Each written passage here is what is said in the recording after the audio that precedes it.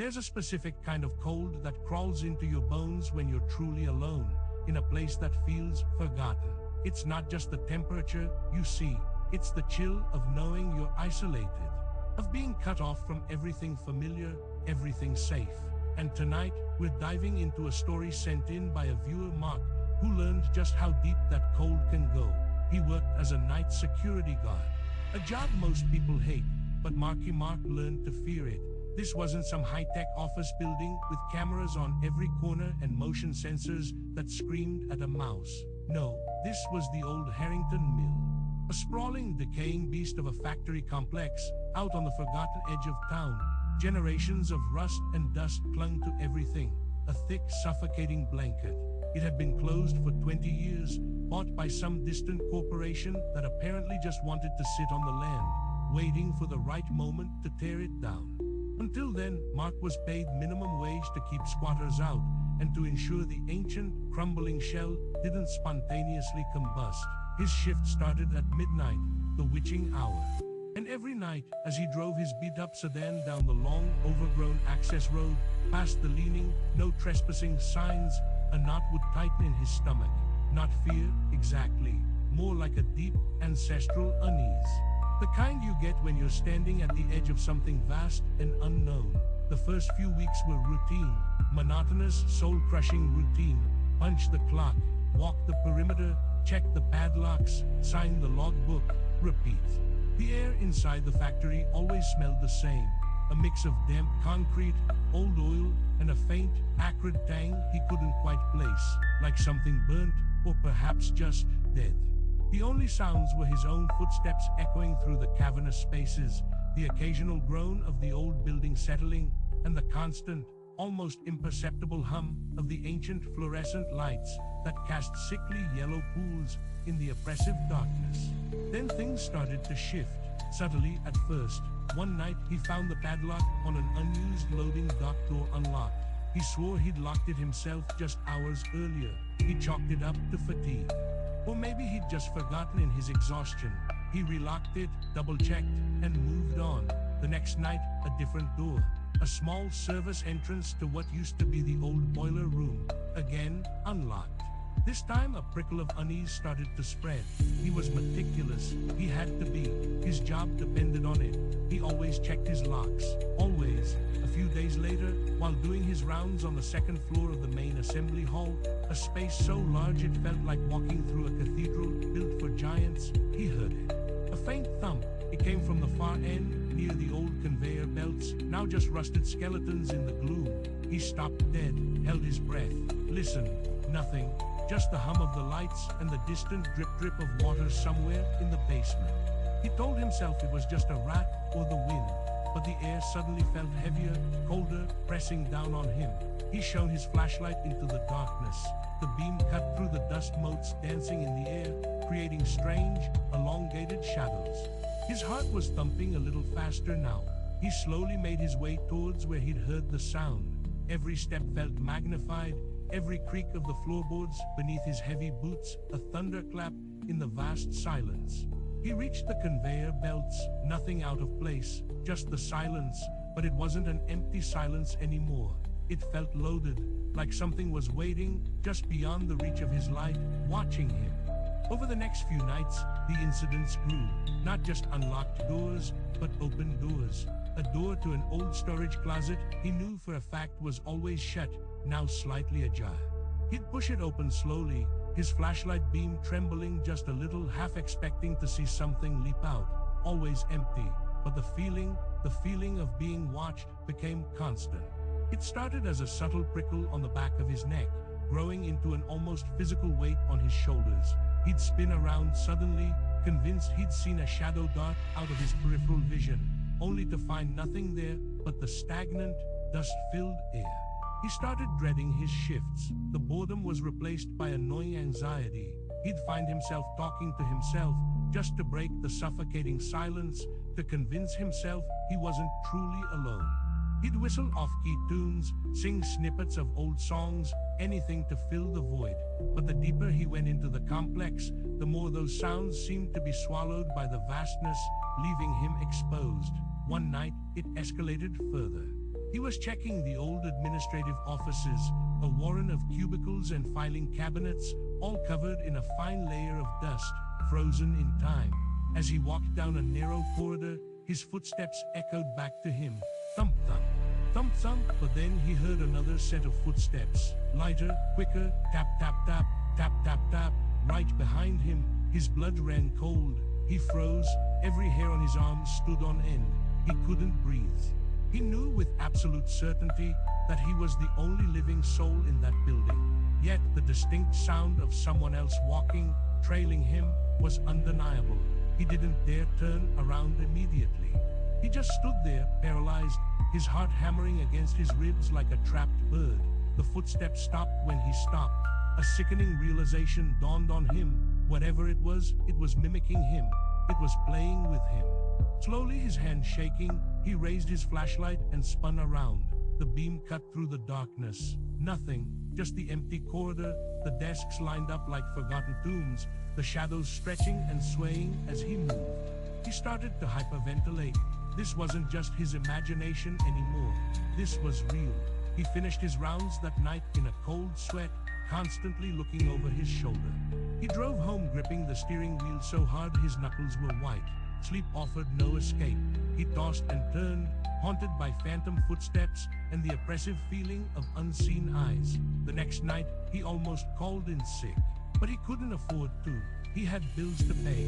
So he forced himself back into the driver's seat, back down that lonely road to the Harrington Mill. The air felt heavy, ominous, as if the very atmosphere of the place was charged with malevolence.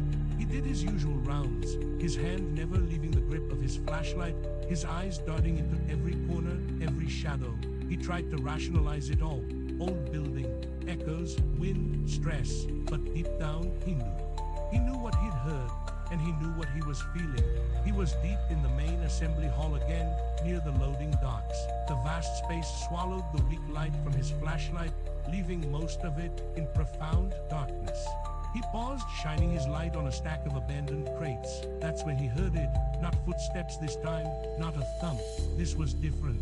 It was a whisper, faint, barely audible, carried on what felt like a cold breath, right past his ear. It wasn't words he could understand. It was more like a sigh, a mournful, drawn-out exhalation, layered with something else, a desperate, childlike whimper. Mark screamed. A raw, guttural sound that tore from his throat, swallowed instantly by the sheer size of the hall. He didn't wait. He didn't look. He just ran. He ran blindly, his heart trying to claw its way out of his chest, adrenaline coursing through his veins. He ran past rusted machinery, through narrow aisles, his flashlight bouncing wildly, casting grotesque, fleeting images on the walls. He didn't know where he was going, only that he needed to get out. He needed air. He needed light. He needed people. He burst through a fire door, gasping, into a long, dimly lit corridor that led to the old administrative annex. His lungs burned, his legs ached. He leaned against the wall, trying to catch his breath, his eyes scanning the corridor ahead, then behind him. Nothing, just the hum of the lights and the sound of his own ragged breathing. But then, he heard it again, closer this time, the whisper. And the whimper, not behind him, ahead of him, coming from the end of the corridor, where the annex connected to the old storage facility. And this time, it was followed by a sound that made his blood run absolutely, horrifyingly cold.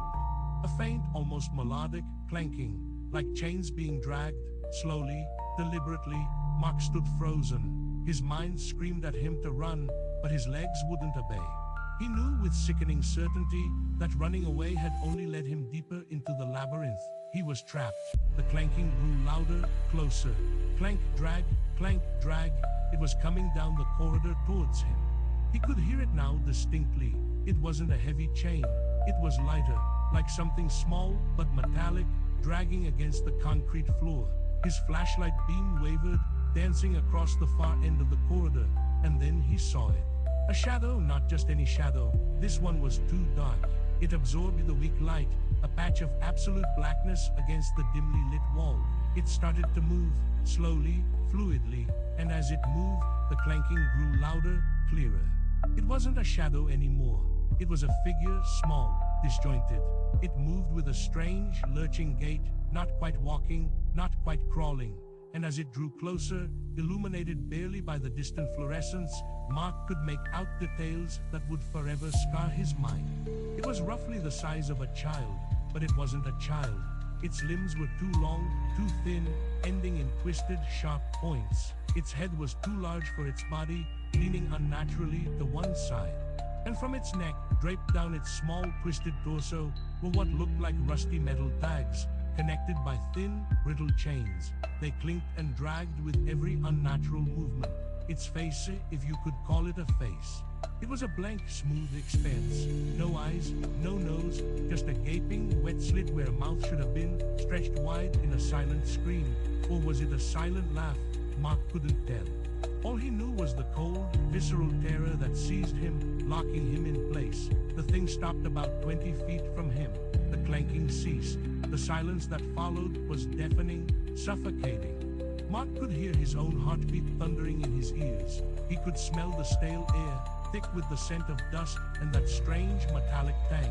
Then, from that gaping, silent mouth, came the whisper again, clearer now, and the whimper.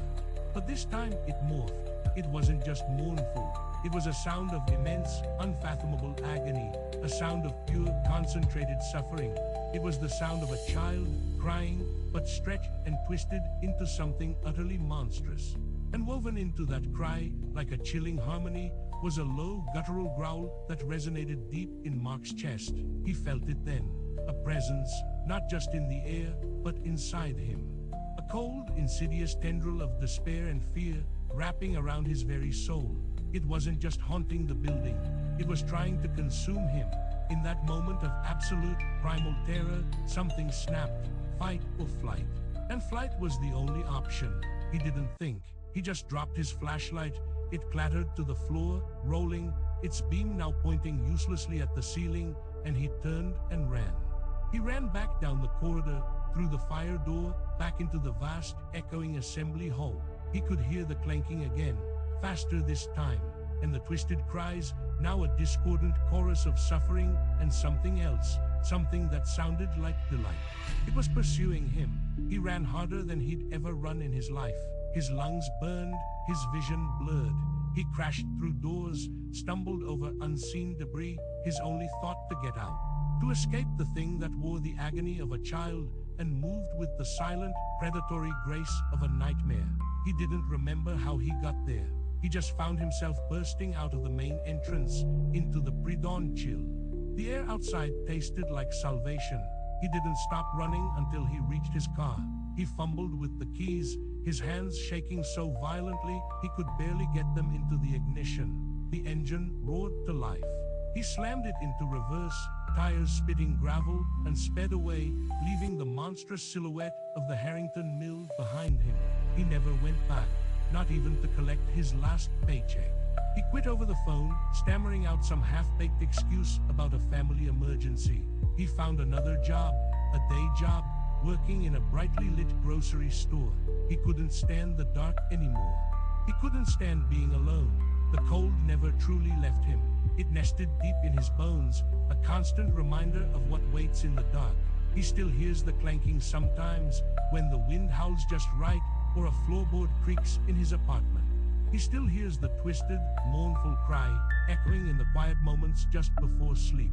And sometimes, when he looks in the mirror late at night, he thinks he sees a faint shimmer in his own eyes. A glint of that darkness that followed him home. Because some things, once they latch on, once they taste your fear, they never truly let go. And the Harrington Mill, it's still standing, waiting, always waiting, for the next lonely soul to punch the clock at midnight.